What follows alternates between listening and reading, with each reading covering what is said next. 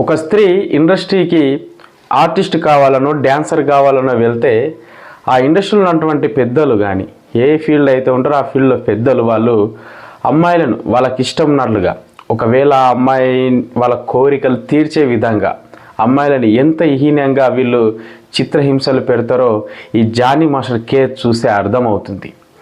నిజంగా వాస్తవానికి మన తెలుగు ఇండస్ట్రీలో ఇప్పుడు కనిపించింది ఈ అమ్మాయి ధైర్యంగా ముందుకొచ్చి కేసు పెట్టింది. మరి చాలామంది కనిపించే అమ్మాయిలు చాలామంది ఎంతోమంది ఉన్నారు.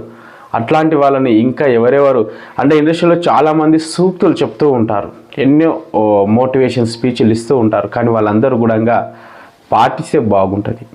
ఇండస్ట్రీలో కూడా ఇట్లాంటి అమ్మాయిలు ఈ పేద కుటుంబంలో నుంచి నాకు ఆర్టిస్ట్ కావాలి, నేను ఒక డ్యాన్సర్ కావాలని ఒక డ్రీమ్ పెట్టుకొని వెళ్తే అక్కడ ఉన్నటువంటి పరిస్థితులు ఇది నిజంగా ఇది చూస్తే చాలా